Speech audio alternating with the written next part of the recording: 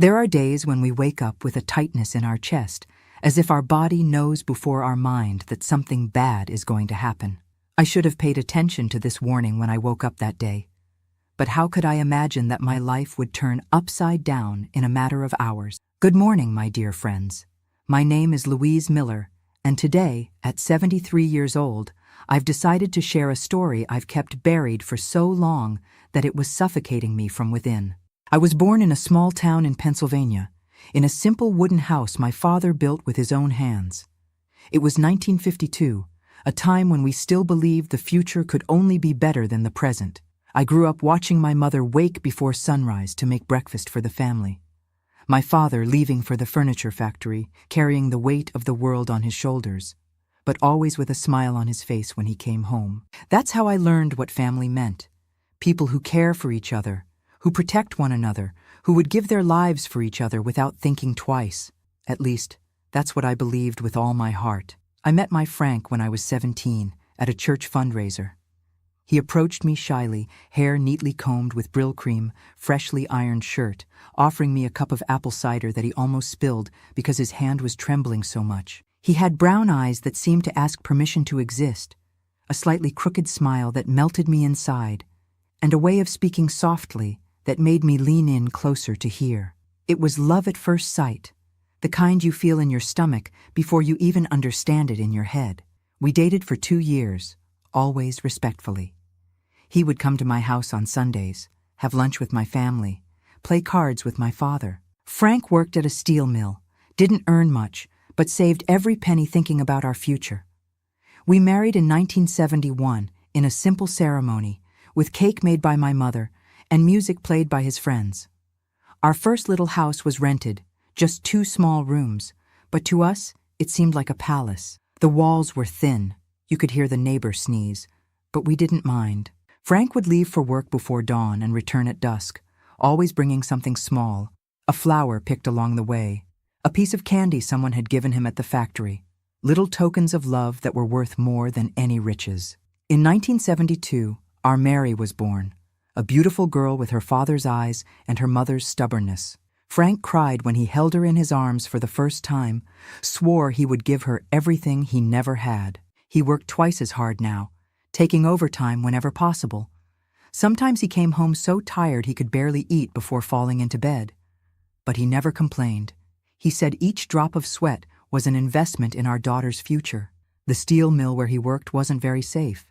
Occasionally, a colleague would have an accident, lose a finger, burn an arm. Frank himself had several scars on his hands from minor accidents. When I complained, worried, he would just say, "Woman, a man's work is just like that. What matters is bringing bread to the table." Folks, I'm getting emotional remembering these moments. If you're enjoying my story, please leave a like down below and let me know in the comments what city you're watching from. This grandma is curious to know who's listening with care on the other side of the screen. And don't forget to subscribe to Grandparents' Tales to catch the next stories. In 1980, 8 years after Mary, came Junior.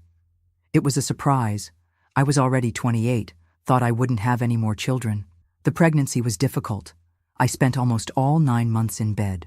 Frank did everything, took care of Mary, the house, worked, and still looked after me. He was quite a man, my Frank. The kind they don't make anymore these days. When the boy was born, Mary was already 8 years old and was like having a little helper. She adored her baby brother, always wanting to feed him, change his diapers, play with him. We were a beautiful family, you know. We weren't rich, but we had enough. Frank had gotten a promotion at the factory, was now a supervisor. He earned a bit better. We could even buy a small black and white TV. Our life had a peaceful routine. In the morning, I'd wake up early, prepare coffee for Frank, get Mary ready for school. Junior stayed home with me while I did laundry, cleaned the house, prepared lunch. In the afternoon, I'd pick Mary up from school, and at night, we'd wait for Frank to come home from work. We'd have dinner together, him always asking how everyone's day went. On Sundays, we'd go to church in the morning and then have lunch at my mother's or his mother's house, alternating. It was a simple life, but it was ours. It was happy. But you know how it is, right? We never value what we have until we lose it. Some days, I'd complain about the small house, the tight budget, the never-ending work. Some days I'd argue with Frank over silly things, him coming home late because of overtime, me tired of taking care of everything alone. If I could go back in time, I swear I wouldn't waste a minute on such nonsense. I'd cherish every second with him, store each smile in my memory like a treasure. Mary grew up fast, became a beautiful young woman. Studious like her father, she managed to get into college with a partial scholarship. She was the first in the family to go so far. The pride we felt couldn't fit in our chests. Frank insisted on buying her a new dress, even if it meant working overtime for a whole month to pay for it. "My daughter won't enter college wearing old clothes," he'd say, chest puffed with pride. She left home at 19 to live closer to college with some friends. It was too far to commute every day, and the bus fare weighed on our budget. It hurt to see her go, even knowing it was for the best. The house felt emptier, quieter. I think that's when Junior started to change. He was always a quiet boy, different from his sister. While Mary was talkative, full of friends, Junior preferred to stay in his corner, reading or drawing. He didn't do well in school.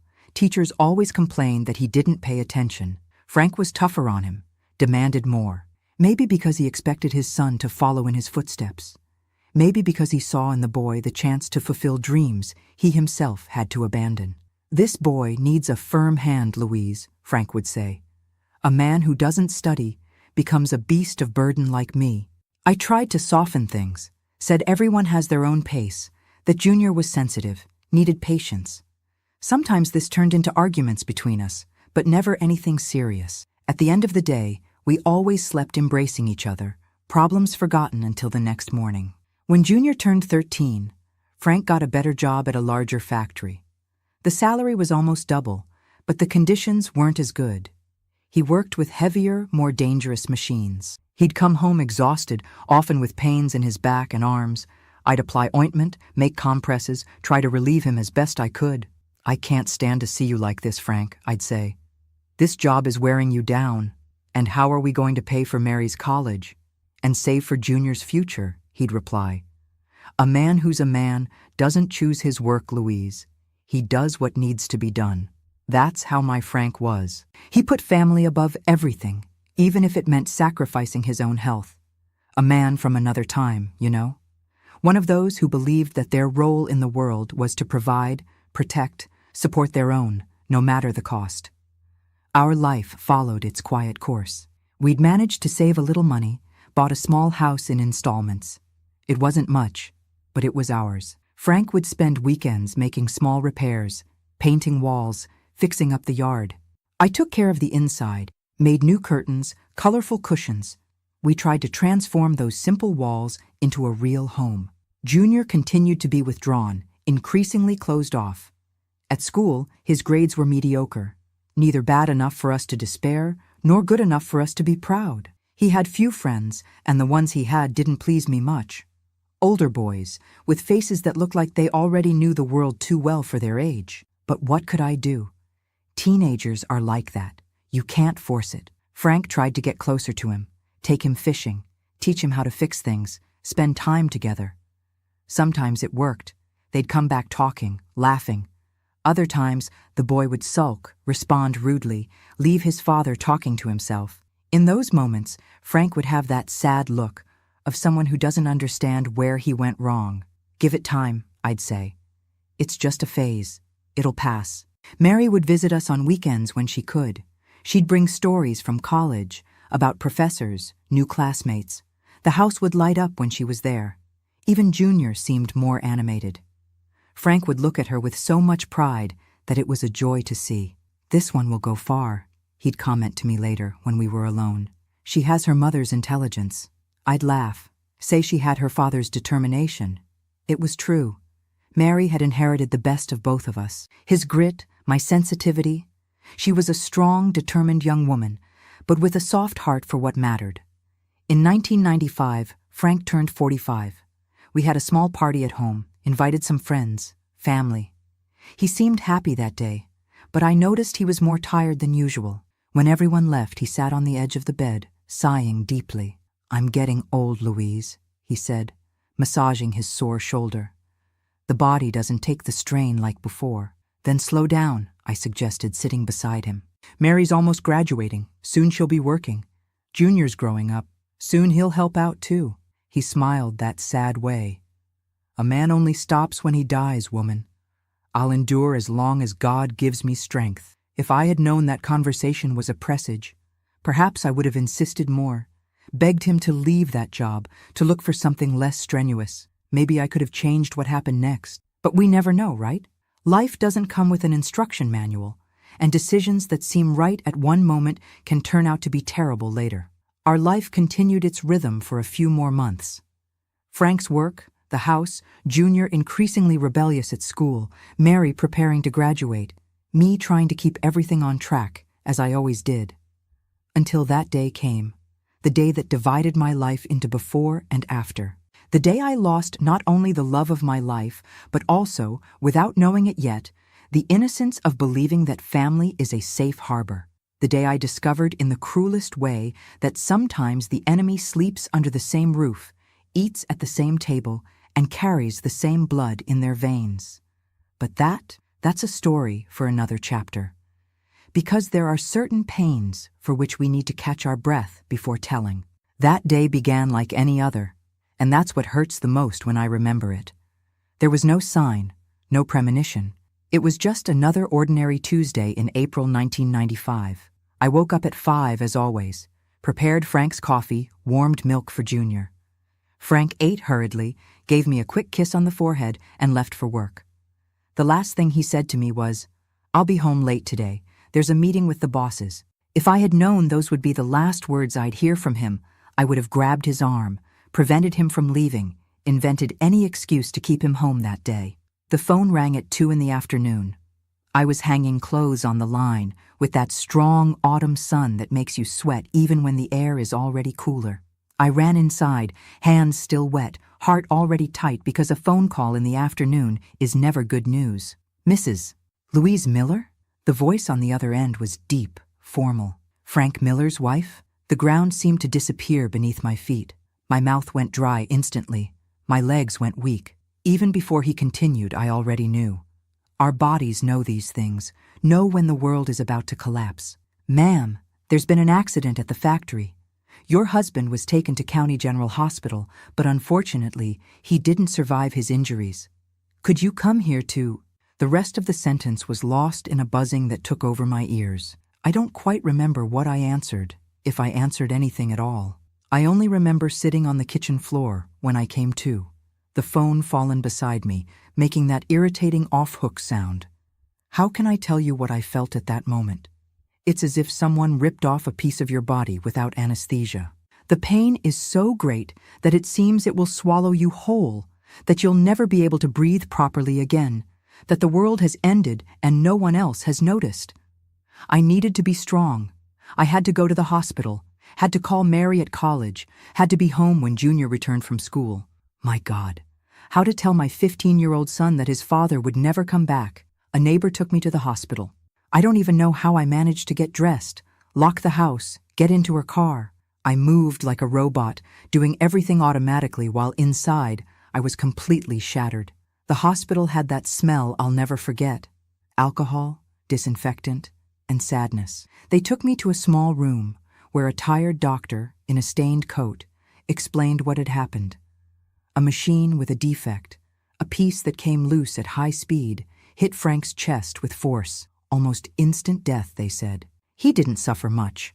As if that were any consolation. I had to identify the body. My Frank, who left home strong and healthy that morning, was now pale, motionless, on a cold metal stretcher. He seemed smaller somehow. I ran my hand through his hair, still with traces of that Brill cream he'd used since he was young. His skin was already cold. I kissed his forehead and promised, between tears, that I would take care of our children, that they would never forget what a wonderful father they had. From there, I went straight to the police station. There was paperwork to sign, bureaucracies that couldn't wait even when your world has just fallen apart. The sheriff, a man with a thick mustache and tired eyes, said something about investigating the safety conditions at the factory, about possible compensation, words that went in one ear and out the other. No compensation would bring my Frank back. I returned home when it was already night. Junior was there, restless, pacing back and forth in the small living room. The neighbor had stayed with him but didn't have the courage to break the news. When he saw me come in, with swollen eyes, my face washed with tears, he knew. "Dad?" he asked, his voice breaking. "Son, your father." The words caught in my throat. How to say it? How to tear away my boy's childhood with a single sentence? "He died, didn't he?" Junior completed, his eyes already watering. I knew it. I felt it in here. He tapped his chest. That night, I held my son as he cried himself to sleep. A cry different from anything I had ever heard from him. It wasn't a child's cry of pain or fear. It was a man's cry who had lost his footing. He was 15, but that night he aged 10 years. I managed to speak with Mary by phone. She wanted to come right away, but I asked her to wait until the next day. The roads were dangerous at night, and I couldn't bear to lose anyone else I loved. The days that followed were a blur of pain and practical tasks. Preparing the funeral, receiving condolences, explaining 1,000 times how the accident happened, hearing stories about Frank from people we barely knew, all while trying to maintain composure, to be strong for my children, for relatives, for neighbors who came bringing food and comfort. Mary arrived the next day, destroyed. My daughter had always been strong, determined, but that day she seemed like a little lost girl again. The three of us hugged, me, her, and Junior, in the middle of the living room, crying together.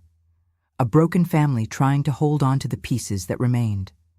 The wake was at our house, as was customary in those days. The casket in the living room, chairs borrowed from neighbors lined up, the smell of strong coffee mingling with that of flowers, people coming and going, saying words that should console, but seemed empty in the face of our pain. Junior stayed in a corner, quiet, his eyes swollen and empty. He wasn't crying anymore.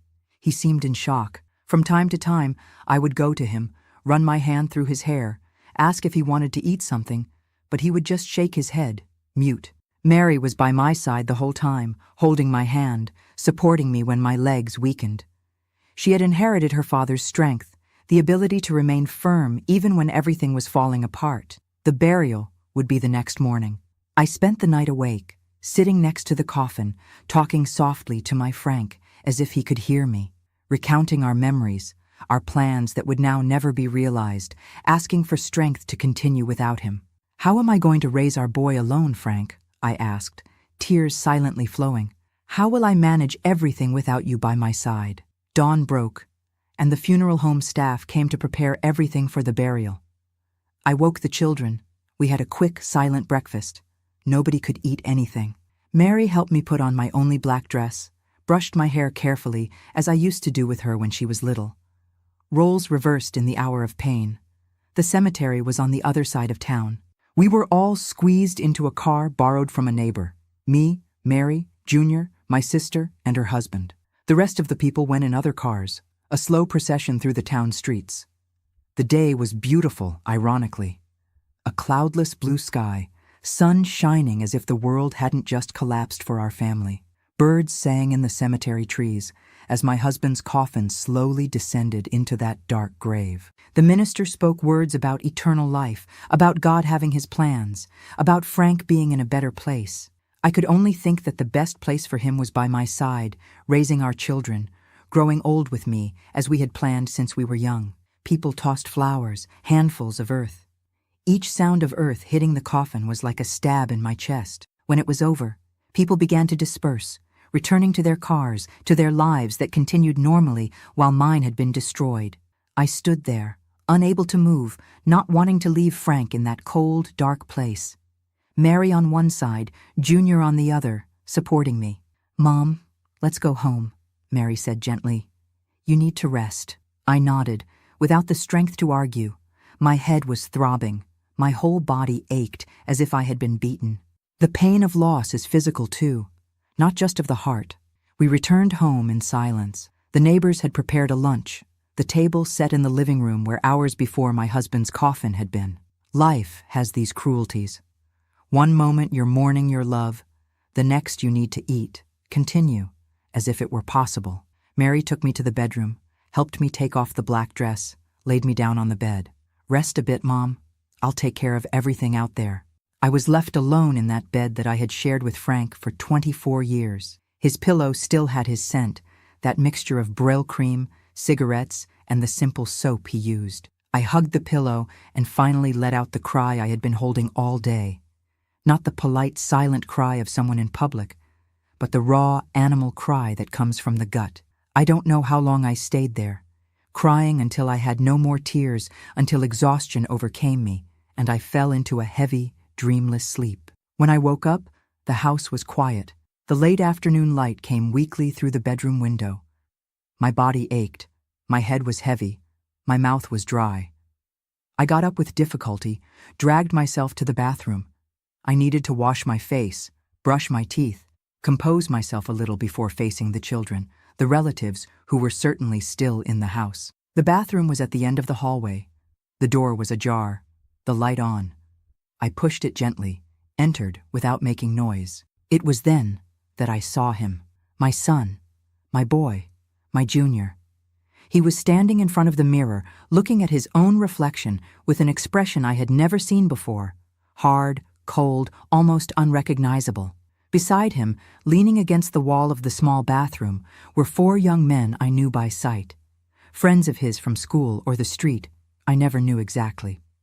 They were older, already past 18, always with unfriendly faces. Frank didn't like Junior hanging out with them, said they were a bad influence, that they would only bring trouble. "Junior?" I called, confused by the scene. "What were these guys doing in my bathroom? Why were they all crowded in there? What's going on here, son?" That's when the world turned upside down. That's when I lost not only my husband, but also my son, my dignity, my faith in humanity. My son, that baby I carried in my womb for 9 months, who I breastfed, who I taught to walk, who I held when he had a fever, who I consoled when he fell off his bike, turned to me with eyes I didn't recognize. They weren't my boy's eyes anymore. They were eyes full of such deep, inexplicable hatred that they froze my blood. "Close the door," he said to one of the young men. The voice wasn't the same either. It was a stranger's voice, cold, calculated. "Keep an eye out there, don't let anyone in. Junior, what are you—" I couldn't finish the sentence. In a quick movement, he charged at me, pushing me against the wall with such force that I lost my breath. I hit my head on the tiles, saw stars for a moment. "Shut up," he whispered through clenched teeth. "We're finally going to settle our score."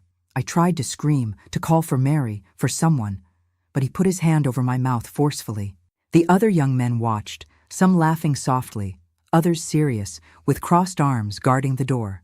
What happened in that small bathroom in the minutes that followed is something I try to erase from my memory every day. My own son, my flesh and blood, violated not just my body, but my soul, my essence as a mother, as a woman, as a human being.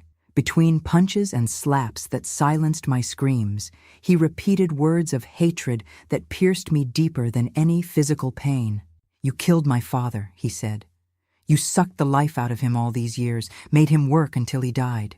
I tried to speak, to explain, to beg. I couldn't understand where so much hatred, so much anger came from. Where was my boy? What had happened to him?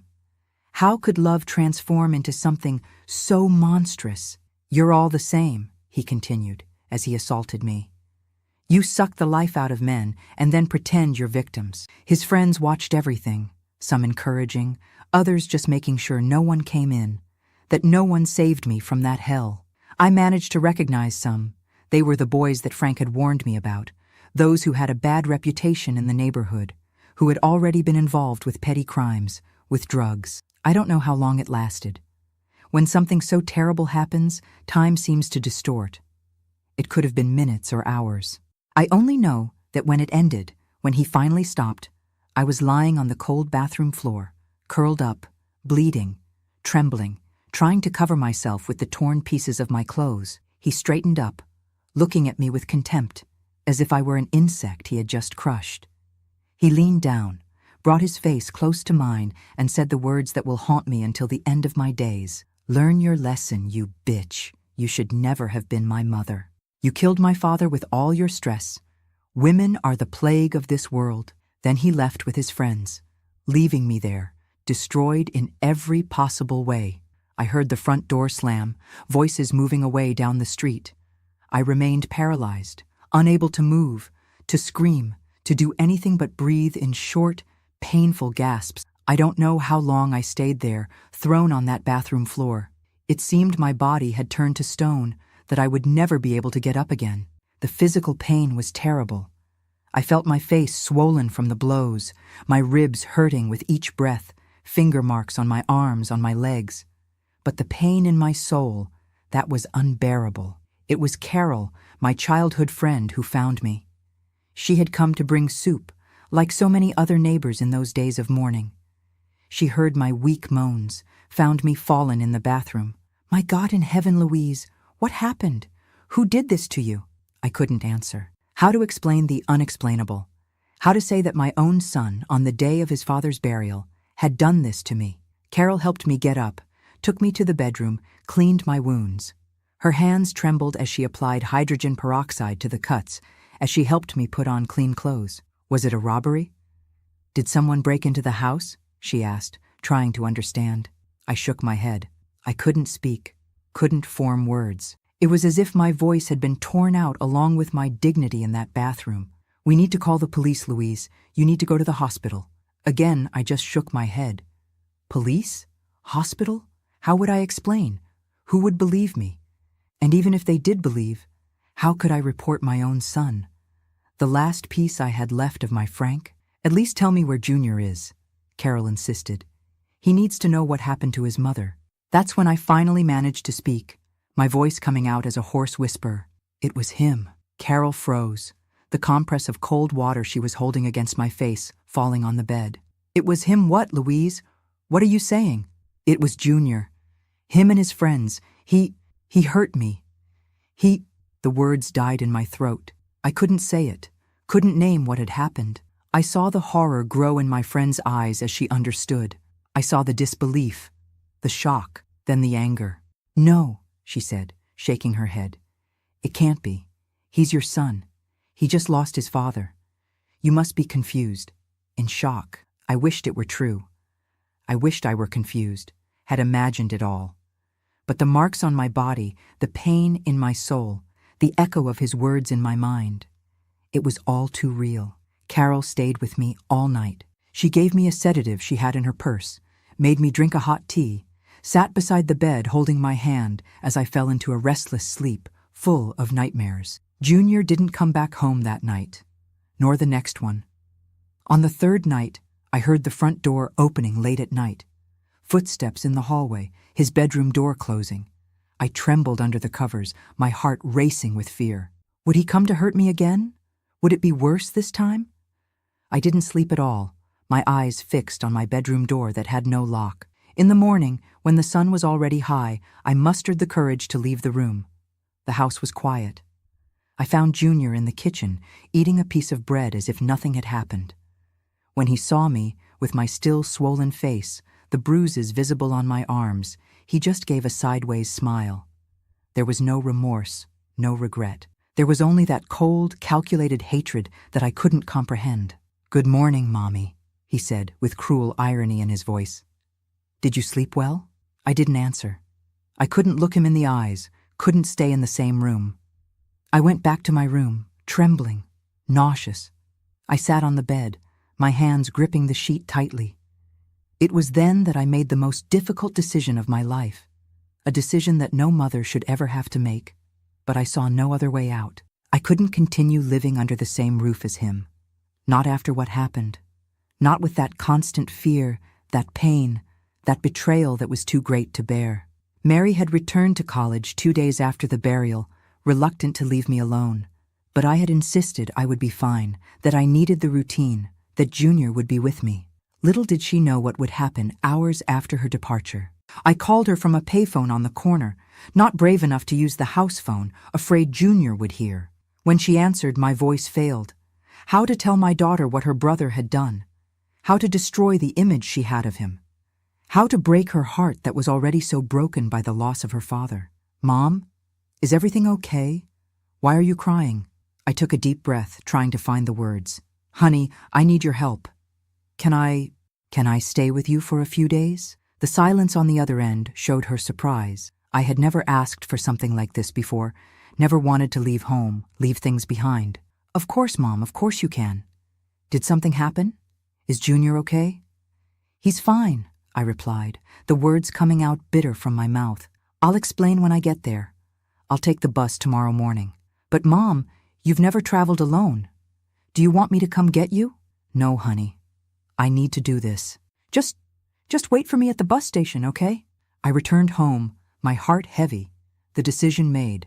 I waited for Junior to leave. He spent most of his time on the street now, with those friends I so feared. When I was sure he wouldn't return so soon, I began to pack a small suitcase. Some clothes, important documents, the few pieces of jewelry I had. My wedding ring, a necklace Frank gave me when we completed 15 years together. My mother's earrings. I looked around the house where I had lived for so many years, where I had raised my children, where I had been happy beside my husband. Every corner held memories, some sweet, others now tainted by what had happened. I sat at the kitchen table and wrote a letter. My hand was shaking so much I could barely hold the pen, but I needed to leave those words, needed him to understand why I was leaving, even though I doubted he would care. Junior, I wrote, tears blurring my vision, falling on the paper. I don't know what I did to you, son, for you to think this of me, to do what you did. But clearly you can no longer live with your mother. You have one day to pay the rent for the house. I refuse to pay after what you did to me. I stopped, looking at the words on the page. They were insufficient, unable to express the devastation I felt, the wound that would never heal. But they were the only ones I could find. I finished the letter, placed it on the table where he would certainly see it. I took my suitcase, gave one last look at the house that would no longer be my home, and walked out the door without looking back. I walked to the bus station with the suitcase weighing not only in my arms, but in my soul. I bought a ticket to the city where Mary studied, waited for the bus sitting on a bench, my eyes fixed on the ground, trying not to think, not to feel. When the bus finally departed, when the familiar streets began to be left behind, I allowed the tears to fall again. I cried for the husband I lost, for the son I would never see again, for the life I had built with such care and that was now in ruins. The 5-hour journey seemed endless. I looked out the window without really seeing the landscape, lost in my thoughts, in my pains. The other passengers must have thought I was in mourning, and I was in so many different ways. When I finally reached my destination, I saw Mary waiting for me on the platform. My daughter, my light, my salvation. She ran to me as soon as she saw me getting off the bus, but stopped halfway, her eyes wide with shock at seeing my still-marked face. My way of walking curved from the pain in my ribs. Mom, what happened to you? She asked, her voice trembling. I shook my head, unable to speak there, amid so many people. At home, honey. I'll tell you everything at home. The apartment that Mary shared with 2 roommates was small, simple, typical of students. A worn couch, a coffee table covered with books, a cramped kitchen. But at that moment, it seemed to me the most welcoming place in the world. Her roommates, sensing we needed privacy, invented some commitment and left. It was just the 2 of us, sitting on that old couch, my hands between hers. Now tell me, Mom, what happened? Was it a robbery? Did someone break into the house? I took a deep breath. If there was one person in the world to whom I could tell the truth, it was Mary. My daughter, so strong, so sensible, so much like her father in determination, and like me in sensitivity. It was your brother, I said, my voice almost gone. Junior hurt me, him and some friends. I saw the confusion on her face, the disbelief. What do you mean, Junior? He hit you? Why? Did you argue? How to explain the unexplainable? How to put into words the horror of those moments in the bathroom? It wasn't just hitting, honey, I finally managed to say, tears returning forcefully. It was worse, much worse. Gradually, between sobs and pauses, I told her what had happened. Not all the details. There are things a mother can't say to her daughter, no matter how close they are. But enough for her to understand the gravity, the horror, the unforgivable betrayal. Mary listened to everything in silence, her hands squeezing mine so tightly they hurt. I saw her face go through all the emotions, shock, disbelief, disgust, fury. When I finished, she jumped up, pacing back and forth in the small living room. "We have to call the police. He can't go unpunished. Those friends of his too. This is a crime, Mom, a heinous crime." "No," I replied, shaking my head firmly. "I don't want the police. I don't want anyone to know. I just want to forget, start over, away from him." "But Mom, he needs to pay for what he did. He's already lost his mother," I interrupted. "Just as I've lost a son. Isn't that punishment enough?" Mary sat down again beside me, hugging me carefully so as not to hurt my ribs. We cried together, mother and daughter, mourning not only Frank's death, but now also the loss of Junior. Not through death, but through something perhaps even more definitive. That night, lying on the couch that Mary had arranged for me as a bed, looking at the unfamiliar ceiling, I wondered where I had gone wrong. What could I have done differently in raising my son that he wouldn't have turned into that? Was it the absence of his father working so much? Was it those friends, those bad influences? Or was there something rotten inside him from the beginning, something that no mother's love could cure? I found no answers, only the painful certainty that some bridges, once burned, cannot be rebuilt, that some acts are so monstrous that there is no turning back, no possible forgiveness, not even from mother to son. The next morning, I looked at myself in the mirror of the small bathroom in the apartment. My face was still swollen, purple and yellowish marks standing out on the pale skin. My eyes seemed hollow, opaque, as if the light they once had been extinguished. "Who are you now, Louise?" I asked the woman in the mirror. "Who will you be without Frank? Without your home? Without your son?" I didn't have an answer yet. I only knew I had to move forward, one step at a time. At least I still had Mary. At least I wasn't completely alone in the world. And so, in that small college town, in my daughter's cramped apartment, I began to rebuild my life from the pieces that remained. One day at a time, one pain at a time, one small breath of hope at a time. But the wound my son opened in my heart, that never completely healed. And I very much doubt it ever will. That morning of the burial, the sky dawned gray, as if even nature respected our pain. It had rained during the night, a fine drizzle that left everything damp, with that smell of wet earth that reminds me of childhood. I wore the only black dress I had, kept in the back of the wardrobe for sad occasions I never imagined would come so soon. Mary helped me fix my hair, put a little powder on my face to disguise the paleness. My hands were shaking so much I couldn't even apply lipstick properly. How could a still young woman at 43 be getting ready for her husband's funeral? Life has these cruelties that we're never prepared to face. "Everything will be okay, Mom," Mary would say, holding my shoulders, looking at me with those eyes so similar to her father's. But we both knew it was a lie. Nothing would be okay. Not so soon. Perhaps never again. Junior appeared at the bedroom door already dressed, a dark shirt that was big on him, probably borrowed from a neighbor. He was pale, red-eyed, hair disheveled. He looked so young, so fragile at that moment that my mother's heart tightened. Despite the problems, despite the rebellion of recent times, he was still my son, my boy who had just lost his father. "Everyone's waiting," he said, his voice hoarse. "The funeral home car has arrived." The wake had been at our house, as was customary. The small living room crowded with people, relatives we hadn't seen in years, Frank's colleagues from work, neighbors, acquaintances, each with their story about my husband, each with their condolences that brought no comfort at all. The departure of the coffin from the house was the first moment I felt I was going to collapse completely. Seeing that dark wooden box where the body of the man with whom I had shared more than half of my life lay, being carried out, it was as if they were tearing a piece of me along with it. Mary held me firmly, preventing me from falling. Junior walked behind the coffin, his face expressionless, his fists closed so tightly that his knuckles were white. The cemetery wasn't far.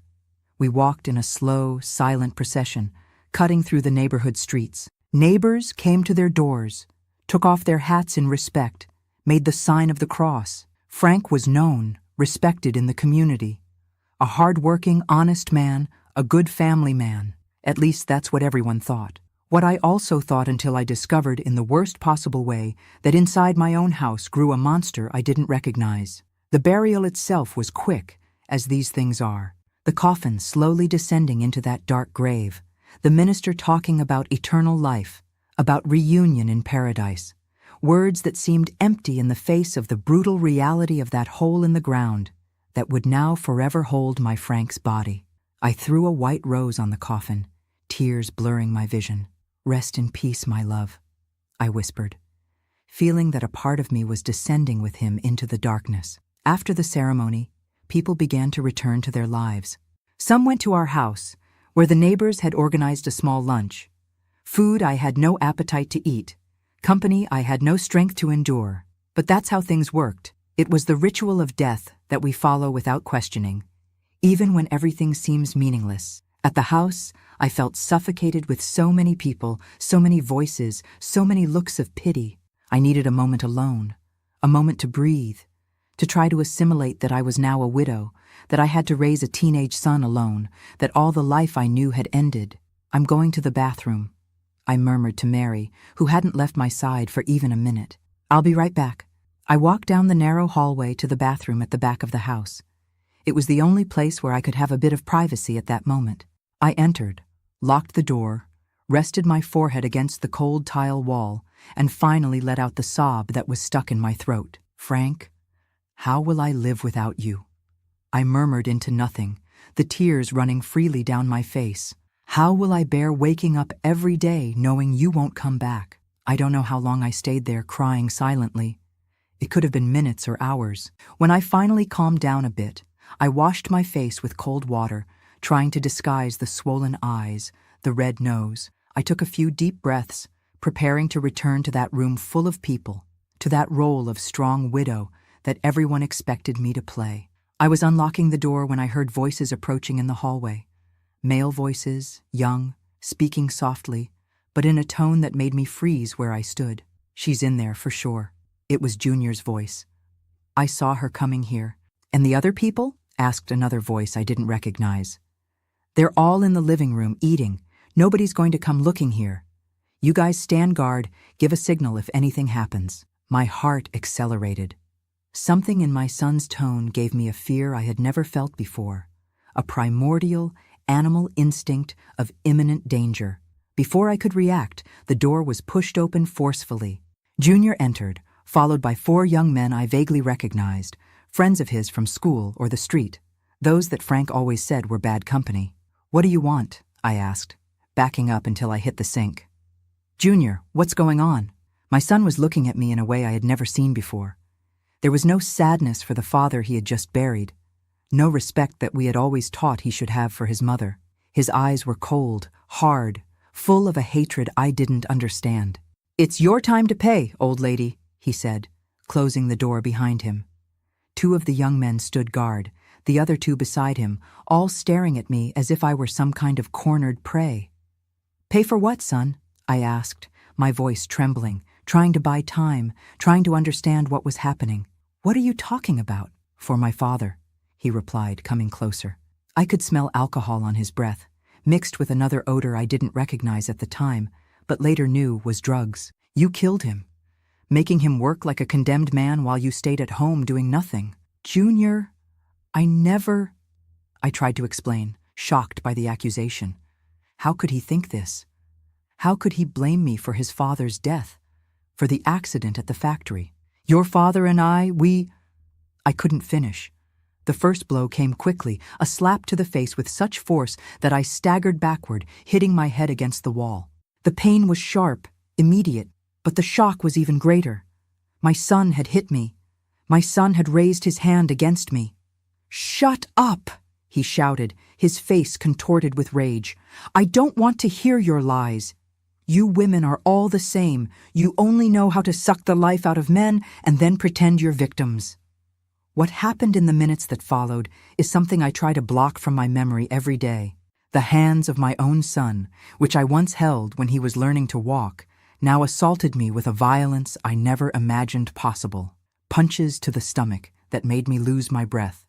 Slaps to the face that blurred my vision. hair pulling that tore out entire locks. And it wasn't just the physical violence. It was the hatred in every word that came out of his mouth. A hatred against me, against women in general, fed by who knows what influences, what distortions, what poison someone had poured into my son's ear when I wasn't looking. His friends watched everything, some laughing, others serious, but none doing anything to prevent it. On the contrary, they were there to ensure no one came in, that no one saved me from that nightmare. At some point, when I was already fallen on the floor, almost without strength to defend myself, I felt his hands tearing my dress, touching my body, in a way no son should ever touch a mother. It was then that I understood that the horror had only begun, that he planned an even deeper, more unforgivable violation. "No, son," I begged, gathering what little strength I had left. "Please, don't do this. I'm your mother. I carried you in my womb. I breastfed you. I raised you with so much love." For an instant, I saw something pass through his eyes. A flash of hesitation, perhaps a last vestige of the boy he once was. But it quickly disappeared, swallowed by the hatred, the anger, by whatever was consuming him from within. "You are not my mother," he spat the words. "You're just another woman who destroyed the life of a good man." What he did next. How to describe the worst pain a woman, a mother, can feel.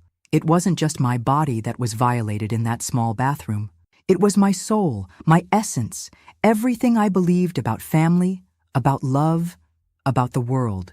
I closed my eyes, tried to transport myself to another place, another time. I thought of Frank, of our first meeting at the church fundraiser, of the way he smiled shyly, of the smell of Brill cream in his hair.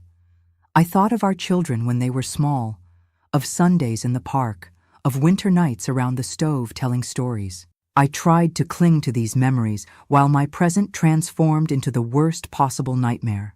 When it finally ended, when he finally got off me, I was more dead than alive. Not physically. My heart was still beating, my lungs still breathing.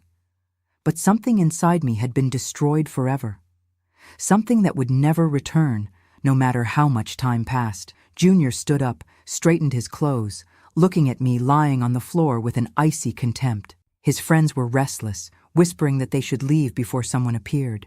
He bent down one last time, bringing his face close to mine. I could see every detail of those eyes that were once so similar to his father's, but that I no longer recognized. "Learn your lesson, you bitch.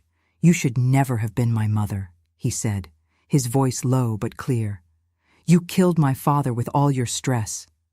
Women are the plague of this world." Then he left, along with the others, leaving me there, broken in every sense of the word. I heard the front door slamming, voices moving away down the street, and then silence. A heavy, suffocating silence, full of a pain so great it couldn't fit in my chest. I couldn't move. Every inch of my body hurt, but the physical pain was almost a relief compared to the agony in my soul. How can a son do this to his own mother? How could that baby I cradled so many nights, that child I taught to read, to write, to pray, transform into this? I don't know how long I stayed there, thrown on that bathroom floor. It seemed my body had turned to stone, that I would never be able to get up again. Reality had become so unbearable that my mind was trying to escape, to float away from that broken body, from that endless pain. It was Carol, my childhood friend, who found me. She had come to see how I was, worried because she hadn't seen me for a while in the living room with the others. She heard my weak moans when she passed through the hallway, opened the bathroom door, and found me in that deplorable state. The shock on her face, the horror, the disbelief. It was like looking in a mirror that reflected everything I was feeling myself. "My God in heaven, Louise! What happened? Who did this to you?" I couldn't answer. The words were stuck in my throat, suffocated by the shame, by the horror of what had happened. How to tell someone, even such a close friend, that my own son had done this to me? How to put into words something so monstrous, so against nature? Carol didn't wait for an answer. With a strength I didn't imagine that frail woman had, she helped me get up, took me stumbling to my room. There, with gentle but efficient gestures, she cleaned my wounds, helped me put on a clean nightgown, laid me on the bed. "I'm going to call the police," she said, determined, already picking up the phone beside the bed. "Whoever did this needs to pay." "No!" I managed to shout, gathering strength I didn't know I still had. "Don't call anyone, please." She looked at me confused, the phone still in her hand. "What do you mean, not call anyone? Look what they did to you. This is a crime, Louise. It can't stay like this." "I can't," I whispered, the tears starting to flow again. "I can't report it." "Why not? Are you protecting someone?" "Who did this, Louise? Was it a robbery? Did someone break into the house?" I closed my eyes, unable to look at her as I told the terrible truth. "It was Junior," I murmured, so low that she had to lean in to hear. "My son did this to me." The silence that followed was absolute. When I opened my eyes, I saw Carol paralyzed, her face pale, her eyes wide with horror. "No," she finally said, shaking her head. "It can't be. He's your son. He just lost his father. You must be confused, in shock." I wished she were right. I wished I were confused, delirious, imagining things. But the marks on my body, the excruciating pain between my legs, the echo of his words in my mind, it was all too real. "It was him," I repeated, my voice firmer now, the terrible truth solidifying as I pronounced it. "Him and his friends. They held me down. He hit me. He did things a son should never do to a mother." I saw understanding grow in my friend's eyes, followed by a horror so deep that not even words could express it. She brought her hand to her mouth, stifling a scream. "My God!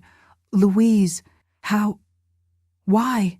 I shook my head, tears now flowing freely.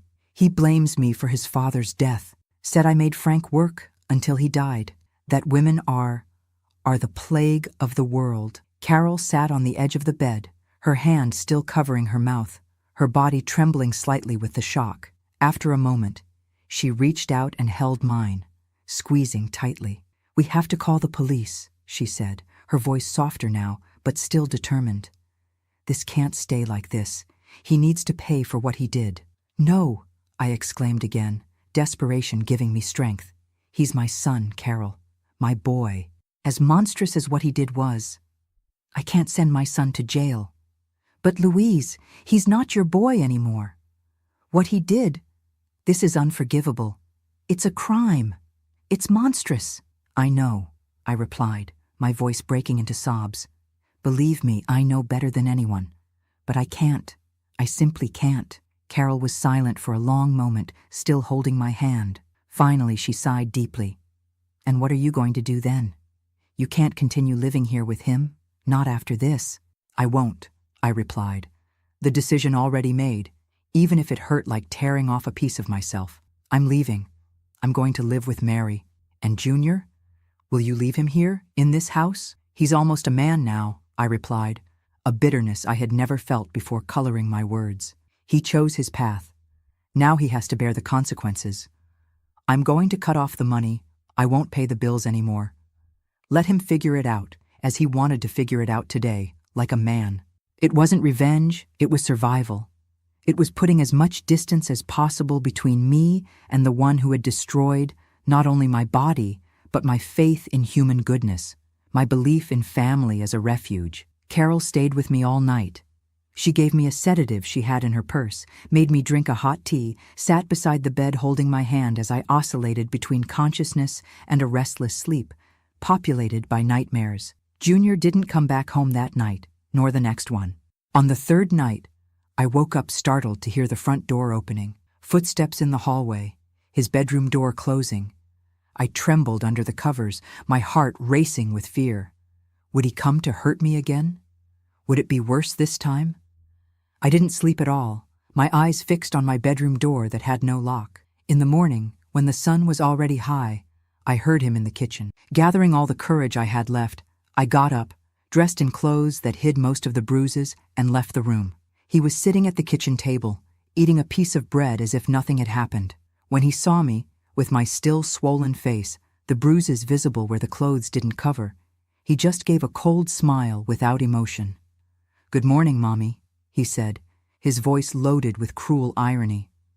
"Did you sleep well?" I didn't answer. I couldn't look him in the eyes, couldn't stay in the same room. I went back to my room, trembling, nauseous, fear and repulsion choking me. It was then that I decided I couldn't wait even one more day. I had to leave that house immediately, before he decided to finish what he had started. I waited for him to leave. He spent most of his time on the street now, with those friends I so feared. When I was sure he wouldn't return so soon, I began to pack a small suitcase, some clothes, important documents, the few pieces of jewelry I had, my wedding ring, a necklace Frank gave me when we completed 15 years together, my mother's earrings. I looked around the house where I had lived for so many years, where I had raised my children, where I had been happy beside my husband. Every corner held memories, some sweet, others now tainted by what had happened. I sat at the kitchen table and wrote a letter. My hand was shaking so much I could barely hold the pen, but I needed to leave those words, needed him to understand why I was leaving, even though I doubted he would care. "Junior," I wrote, tears blurring my vision. "I don't know what I did to you, son, for you to think this of me, to do what you did.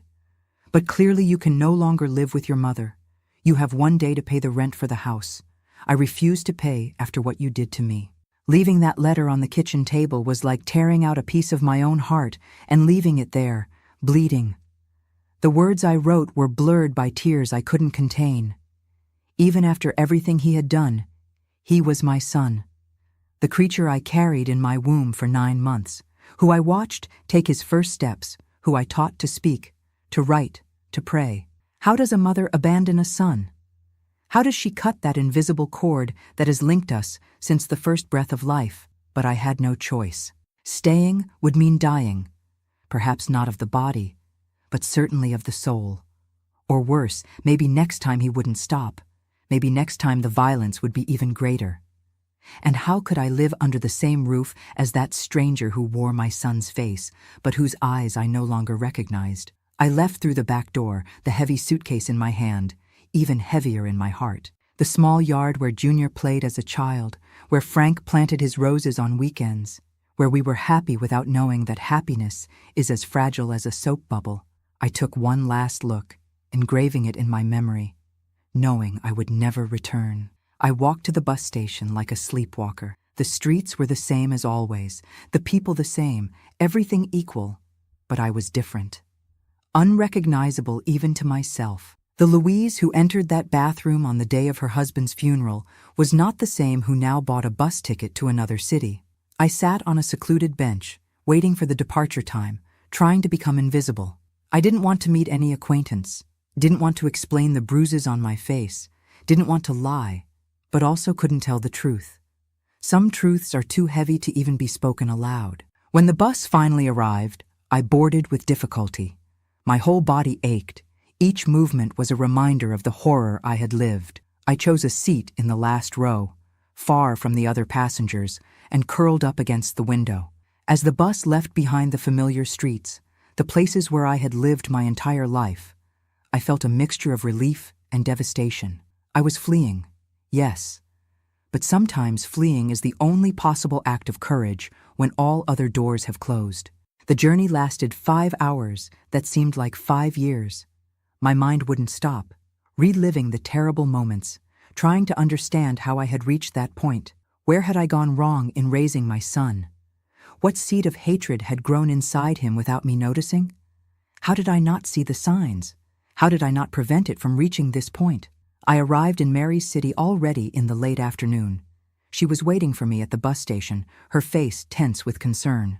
When she saw me getting off the bus, limping slightly, my face still swollen despite the days that had passed, her eyes filled with tears. "Mom," she murmured, running to me, stopping halfway, not knowing how to hug me without hurting me more. "It's all right, honey," I lied, forcing a smile that didn't reach my eyes. "Let's go home." The apartment that Mary shared with 2 roommates was small, simple, typical of students. But at that moment, it seemed like a palace to me, a refuge, the only safe harbor in a world that had turned upside down. The girls were kind, didn't ask questions about my condition, about the reason for my sudden arrival. Mary must have invented some story, something that didn't involve the terrible truth. They offered the living room couch to me, insisted it was no bother, that I could stay as long as I needed. That first night, lying on that strange couch, looking at the unfamiliar ceiling, I cried silently until I had no more tears. I cried for the husband I had lost, for the son who had betrayed me in the worst possible way, for the life I knew and would never have back. The days that followed were a waking nightmare. The bruises faded, the physical pains diminishing, but the wound in my soul seemed like it would never close. I would wake up in the middle of the night screaming, reliving those terrible moments in the bathroom. Mary would come running, hug me, cry with me, powerless in the face of a pain no one could heal. A week after my arrival, I received a call. It was Mrs. Sullivan, our neighbor of years, who had my contact at Mary's house in case of emergency. "Mrs. Miller," she said, her voice hesitant. "Sorry to bother you, but aren't you coming back? Junior is here alone, not going to school. There are strange young men coming and going from the house at all hours. The electricity was cut off yesterday." I felt a tightness in my chest. As much as I tried to tear it out, a mother's love was still there, buried under layers of trauma and pain. "I'm not coming back, Mrs. Sullivan," I replied, my voice firmer than I expected. "Junior. He did something unforgivable. Now he'll have to figure things out on his own." "But Mrs. Miller, he's just a boy. He just lost his father. He's 15, he's not a child anymore." I cut her off, unable to hear more. "And some actions have consequences. He chose his path. Now he'll have to walk it." I hung up without waiting for a response, my hands trembling. It was the hardest decision I had ever made, but there was no going back. I could no longer be a mother to the one who had destroyed not only my body, but my soul. In the days that followed, I received more similar calls. From the school, wanting to know why Junior wasn't attending classes. From other neighbors, concerned about the state of the house, about the people frequenting it, about strange noises during the night. Each call was a stab in the heart, a reminder of the failure, the shame, the pain. Mary, seeing my suffering, suggested we change the phone number. "You don't owe anything to anyone, Mom. You don't need to go through this every time the phone rings." I agreed. It was cowardly, perhaps, but I didn't have the strength to continue being the point of contact for a son who had violated me in the worst possible way. The new number was a small liberation. At least the phone calls stopped. Time passed, slow as only time passes when we are suffering. 1 month, 2, 3. The physical wounds healed completely, but those of the soul remained open, bleeding with each memory, each bad dream, each time I saw a young man on the street who reminded me of Junior. Mary graduated that same year. A beautiful ceremony, where she wore her father's tie, carefully kept among her things. I cried with pride seeing my daughter receiving her diploma, thinking about how Frank would have been happy, how he would have puffed out his chest, seeing our girl achieving the dream he couldn't achieve. I got a job at a small fabric store near the apartment. Nothing much, just enough not to be a burden to Mary, to have my own money, my independence. At 43, I was starting from scratch, learning to live a life I had never imagined for myself. Sometimes, usually late at night when I couldn't sleep, I thought about Junior. What had happened to him? Where was he? Had he followed an even worse path with no one to guide, to set limits? Or had he somehow found redemption, repentance for what he did? I had no answers, and perhaps it was better that way. It was Mary who, 6 months after my departure, brought news of him. She had gone to our hometown to resolve pending matters with the house, which remained in my name, though I no longer wanted to return there. "I found Junior, Mom," she said, sitting beside me on the couch that had become my bed in recent months. "He's living with an uncle, Dad's brother. The house was evicted. He didn't pay the bills, as you imagined." I felt a lump in my throat. As much as I tried, I couldn't completely tear out a mother's love from my heart. "Did he ask about me?" Mary hesitated, biting her lip as she had done since childhood when she didn't want to say something that might hurt me. "No, Mom. He said horrible things about you. He seems worse than before. He's using hard drugs, from what the uncle told me, hanging out with very dangerous people." I closed my eyes, feeling a different pain now. No longer the acute pain of betrayal, but the dull pain of definitive loss. My son was dead, not in body, but in soul. The one who grew inside me, who I cradled on fever nights, who I taught to take his first steps, no longer existed. In his place was a stranger, a monster fed by hatred and drugs. He did this to himself, I finally said, wiping away a solitary tear. We gave love, education, values. He chose to throw it all away. Now he has to live with the consequences, just as I live with mine. Mary nodded, holding my hand between hers. You're not to blame, Mom. Some people are born with something broken inside them. Not all the love in the world can fix it. That night, after everyone was asleep, I took a paper and pen. I began to write a letter to my son, not to the monster he had become, but to the boy he once was, to the baby I held in my arms with so much love, so many dreams. My son, I wrote, tears falling on the paper. I don't know where I went wrong, where we lost our way. I only know that what you did to me that day destroyed not only my body, but my soul. It took away the mother I was, the faith I had in human goodness, in family as a safe harbor. I wrote page after page, pouring out all the pain, all the confusion, all the love that still remained despite everything. When I finished, I carefully folded the paper and kept it in a drawer. I never sent that letter. I knew it wouldn't help. That the son to whom I was writing no longer existed. Almost 3 years after Frank's death, after that terrible day in the bathroom, Mary was transferred at work to another city, even farther away. A better job, an opportunity she couldn't refuse. You're coming with me, right, Mom? She asked, her eyes full of hope. I thought for a moment. I had already rebuilt a bit of my life there. I had the job at the fabric store, had made some friends, had a routine that, if not happy, was at least bearable. But what really tied me to this place? The proximity to the city where everything happened? The painful memories that still haunted me? Of course I will, honey, I replied, feeling for the first time in a long time something like hope. We'll go together. Start over. The move was a real fresh start. New city, new people, no one who knew my story, no one who looked at me with pity or morbid curiosity. I could just be Louise, the nice lady who worked at the craft store, the proud mother of the successful lawyer. Gradually, very slowly, I relearned how to live. Not like before. It would never be like before. But a new life, different, that had its moments of peace, of small joys, of calm after the storm. I learned to smile again, even if the smile rarely reached my eyes. I learned to talk to strangers without fearing they would somehow discover my past, my shame. I learned to sleep without waking up screaming in the middle of the night, even if the nightmares never completely disappeared. In 2001, 6 years after everything, Mary got married. A good, gentle man who treated her as she deserved. The ceremony was small, intimate, just the closest friends. As I watched her walking down the aisle, so beautiful in the white dress I had helped her choose, I thought of Frank, of how proud he would have been of that moment. He's here, Mom, Mary whispered when she hugged me after the ceremony, as if reading my thoughts. Dad is here, I'm sure. I nodded, unable to speak, emotion tightening my throat. Maybe she was right. Maybe Frank was there somehow, sharing that moment of happiness after so much pain. During the party, sitting in a corner watching the young people dance, I thought about everything I had lived through in recent years.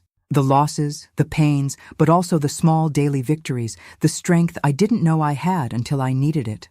I thought about Junior too, as always happened in important moments. He should have been there, beside his sister, celebrating.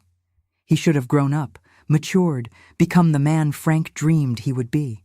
But his choices led him down another path, a path that separated him from us forever. The following year, I had news of him for the first time in a long while. Not directly. We never spoke again, never saw each other again. It was through a former neighbor who found Mary by chance on a trip. Your brother is in prison, she told her hesitantly, not knowing the size of the wound she was touching. He robbed a store, hurt the owner, got 10 years in jail. Mary didn't tell me immediately. She kept the news for weeks, perhaps trying to spare me more pain.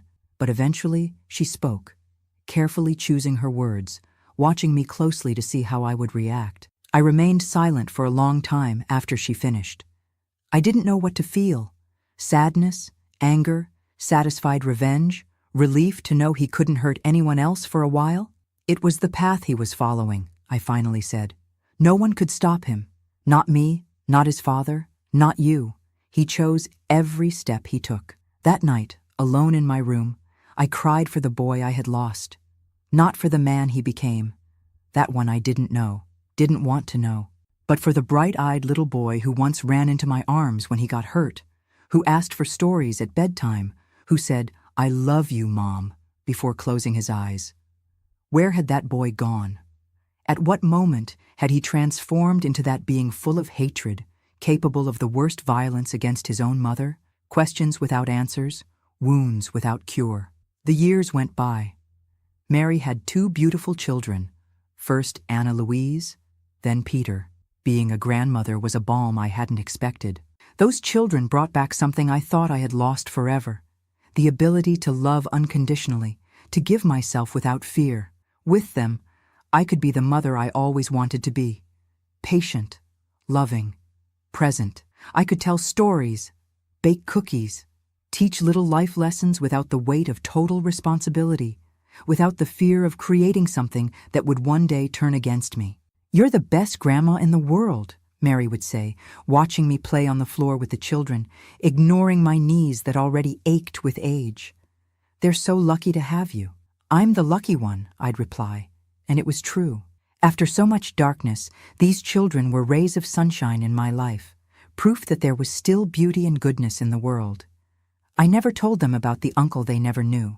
When they asked, I would just say that he lived very far away, that he had taken a different path. It wasn't a lie, just a softened version of a truth too heavy for innocent children. In 2010, 15 years after Frank's death, I received a letter. The envelope had the stamp of a penitentiary in the North. My heart raced when I recognized the handwriting on the front. It was Junior's handwriting, more mature now, but still with those curves I remembered from when he signed his school assignments. I stared at the envelope for hours, unable to open it, unable to throw it away. What could he want after so much time? Forgiveness? Money? Reconciliation? Finally, with trembling hands, I opened it. The letter was short, just half a page. It said he had been in prison for several years, that he had time to think about what he'd done, that he had repented. He asked forgiveness not only for what he did on that terrible day, but for all the times he had hurt me, had disappointed me and his father. He said he understood if I didn't want to respond, but that he needed to say these things before it was too late. At the end, a phrase that broke me inside. "I know I don't deserve to be called a son, but you will always be my mother, even if I don't deserve to be your son." I cried over that paper until the tears blurred the ink, until I could barely read the words. It was the request for forgiveness that a part of me had always hoped for, had always wished for, even without admitting it. But could I forgive? Could I really overcome what he had done, the way he had shattered not just my body, but my soul, my trust in the world, my faith in human goodness? I didn't respond to the letter that day, nor the next day, nor the following week. I kept it in a drawer, along with that other one I had written years before and never sent. 2 letters, 2 ends of a broken thread that had once connected us as mother and son. A month later, I received another call. It was a chaplain from the prison. He informed me that Junior had been stabbed in a fight between inmates. He didn't survive. My son was dead.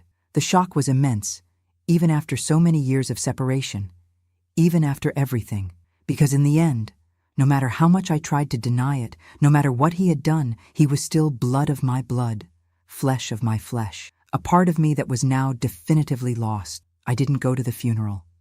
I couldn't. The ghosts of that terrible day in the bathroom were still too vivid, the trauma too deep. But I asked the chaplain to place a white flower on the coffin for me. A single flower, a final gesture from a mother who, despite everything, never managed to completely tear out the love she felt. That night, after everyone was asleep, I took the 2 letters from the drawer, the one I wrote and never sent, the one I received and never answered.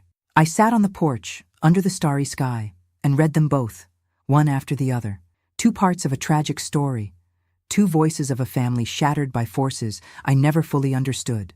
Then, slowly, I tore both letters into small pieces. I opened my hand and let the night breeze carry them away, scattering them into the darkness. A silent goodbye, a late closure to a chapter of my life that now, finally, could end.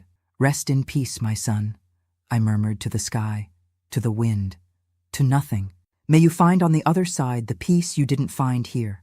And for the first time in 15 years, I cried for my son without anger, without fear, without the crushing weight of betrayal. I cried just as a mother who lost her child, as Frank would have cried if he had known the fate of our boy. That night something changed inside me. It wasn't forgiveness.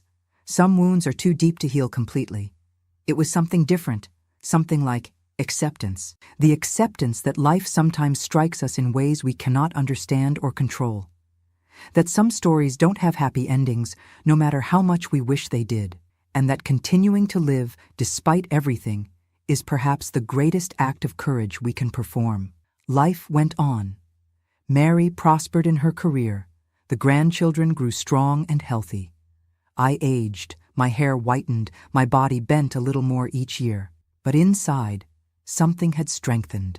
A resilience that only those who have survived the worst can understand. And now, at 73, looking back at the long and winding road I've traveled, I understand that my story is not just one of pain. It's also of survival, of reconstruction, of finding small joys even after the worst storm, of learning that family is not just blood, but choice, care, respect.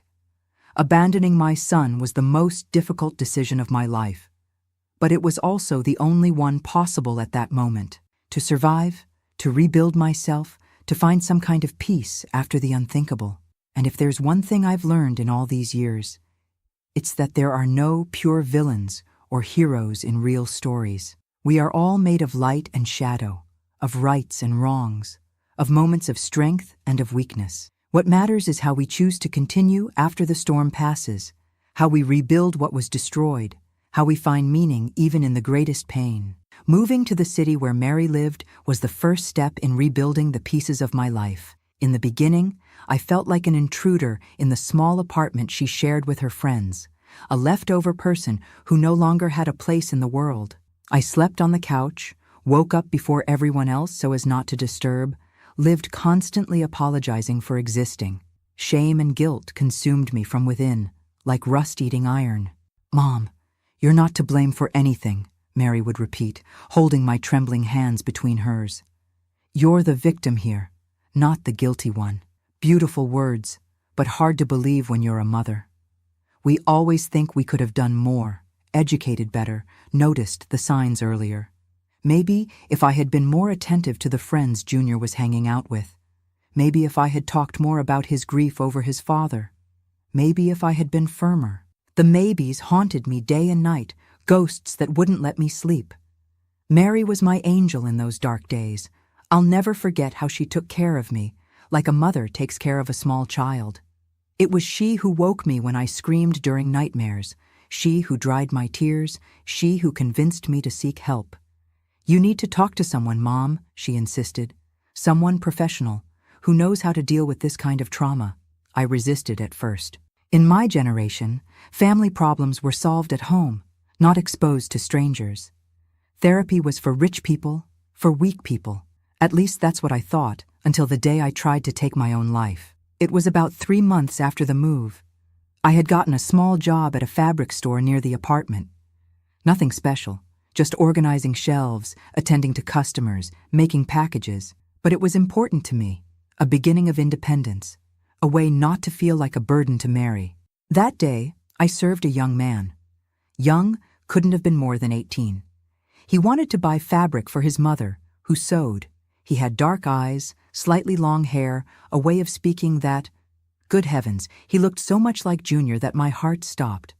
For a delirious moment, I thought it was him, that he had found me, that he had come to finish what he started.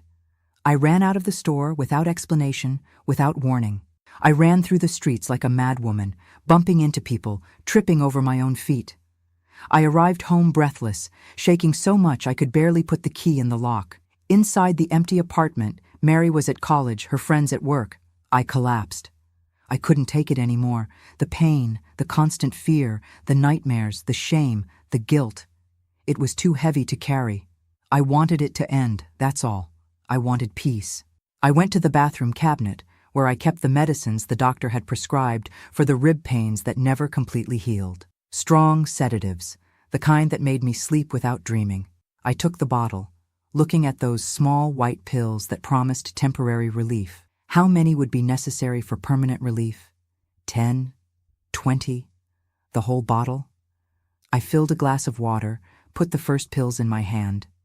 It was then that I saw my reflection in the bathroom mirror. The hollow eyes, the thin face, aged 10 years in just a few months. I didn't recognize myself in that destroyed woman, without shine, without life. "What are you doing, Louise?" I asked the reflection. "Are you going to give up now? After all you've endured? Are you going to let him win, let him destroy not only your body, but your soul too?" Something awakened inside me at that moment. A spark of dignity, of pride, of strength I thought I had lost forever. I threw the pills in the toilet, flushed, cried until I felt I had completely emptied myself. When Mary arrived, I told her everything. About the guy at the store, about the pills, about the moment at the mirror. She cried with me, hugged me tight, then picked up the phone. "I'm going to make an appointment for you tomorrow," she said, determined. "I'm not going to lose my mother too. I won't." And that's how I met Mrs. Gertrude, a middle-aged psychologist with a face that looked like she had seen everything in this life. At first, I could barely look at her. The shame of telling what had happened, of exposing that wound so intimate, so painful, was almost paralyzing. But gradually, word by word, tear by tear, I began to put out the poison that was corroding me from within. I told about Frank, about our marriage, about his death. I told about Junior, about how he changed in adolescence, about the dangerous friends.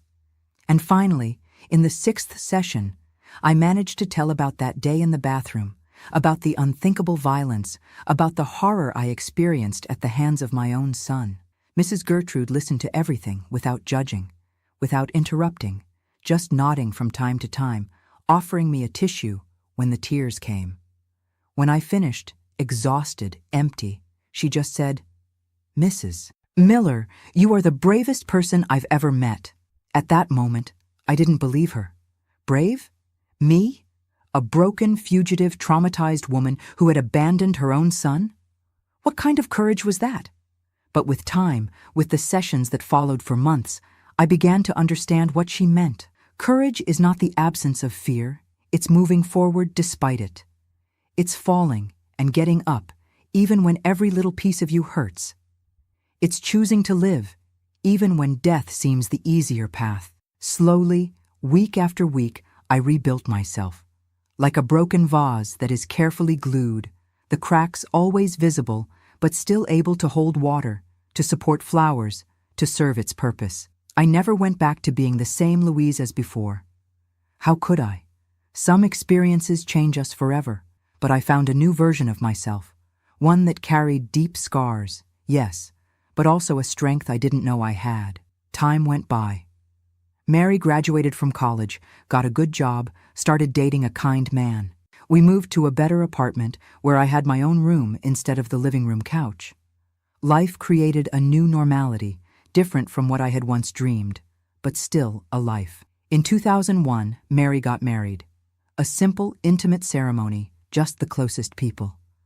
Watching her walk to the altar, so beautiful in the simple white dress, I thought of everything we had been through, of how she had been my rock when everything crumbled.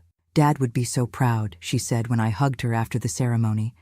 And she was right. Frank would have swelled with pride seeing our daughter, so strong, so upright, so full of life, despite everything. After the wedding, Mary and her husband bought a small house on the outskirts of the city.